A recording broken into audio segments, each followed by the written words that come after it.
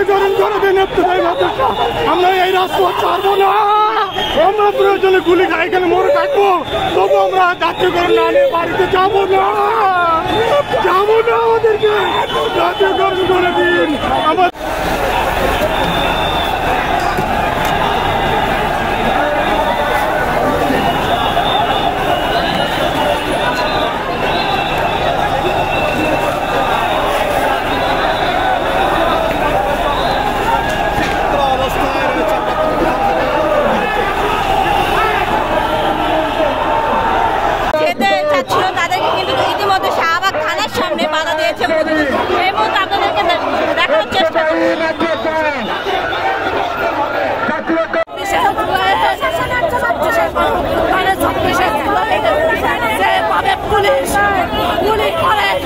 আমার সন্তানদেরকে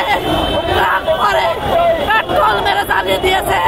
আজকেও আপনি সেটা করুন। আমার সমস্ত মন্ত্রণালয় সবসময় অন্তর্বর্তীকালীন সরকার ডক্টর ইউনূসের কাছে আমার একটাই দাবি, হয়তো জাতীয়করণ, নয়তো এখানে গুলি চালিয়ে যান, পরে ফিরবো না।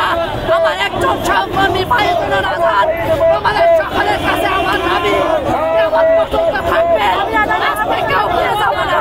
বারবার প্রেস ক্লাবে এসে শ্বশুর বাড়ি থেকে জবাব দিতে হয়, কি নিয়ে এসেছো, বারবার টাকা প্রেস ক্লাবে যাও, কি নিয়ে আসো, কিছুই তো দেখি না। না করতে পারছি ঘর, না করতে পারছি সন্তান মানুষ।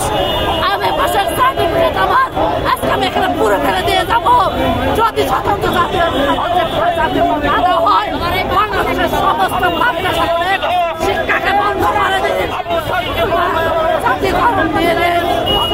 আর কিছু আমি বলতে চাই না, আমার দাবি একটাই, জাতীয়করণ। আমার ভাইকে কেন জীবন দিতে হয়েছে এর জবাব দিতে হবে। 69-এর গণ-অভ্যুত্থানের 11 দফা দাবি আজও পূরণ করা হয় নাই। শিক্ষককে মর্যাদা দেওয়া হচ্ছে না, শ্রমিককে তার পারিশ্রমিক দেওয়া হচ্ছে না, কৃষককে তার ফসলের ন্যায্য মূল্য দেওয়া হচ্ছে না। সেই দেশ শিক্ষককে রাজপথে নেমে জীবন দিতে হয়, সে দেশ কখনো উন্নতি হতে পারে না। শিক্ষা